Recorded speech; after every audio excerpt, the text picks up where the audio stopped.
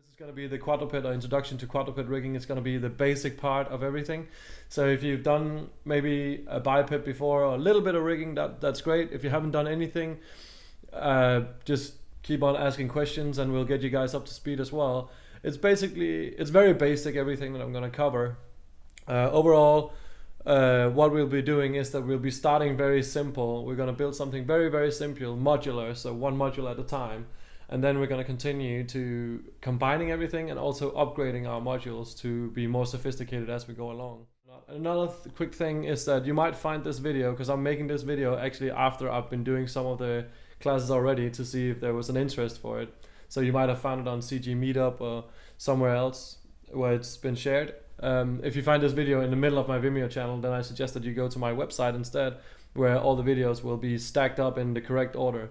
As my Vimeo channel would just be like where I'm sort of like having my video vlog where I update all my stuff, but it's not necessarily in the right order compared to a course. So, but that's basically it. I hope you guys have fun, and please send me a mail if there's anything you want to know, or if you got any questions, or ask in the comments, because that will help. You'll help us, the other students or the other people that are following along.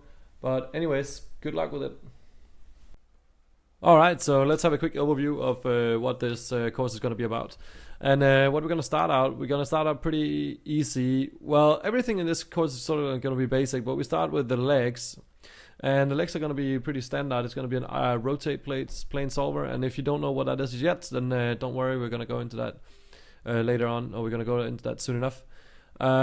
After we've done the simplified leg, the leg is going to be divided into two lectures, where we do a basic one with the foot rolls, and then we're going to upgrade that to an automated ball rotation. The second thing we're going to do, or the second lecture we're going to do, which is also going to be a two-part series, will be the spine. And the spine is going to be, well, basically for the overall it's going to be an FK, but for the actual mechanics of moving the hips and the chest, we're going to use an IK spline. This is good because the animators will be able to move the hip without actually moving the front of the character, and move the chest without moving the back of the character. We're going to do the spine specifically with squash and stretch, and we're going to continue doing both stretch with limitations on, so our animators can see how much they're stretching in. And we're going to do a simplified squash and stretch version. So the next thing we're going to do after we are done with the spine is we're going to continue with the neck. And the neck will consist of IK and FK. So I'm going to show you how to integrate an FK into an IK chain into an FK chain. In the first part, it's going to be the simplified version of just getting the two controllers into the hierarchy and making sure we understand why they're placed in specific areas.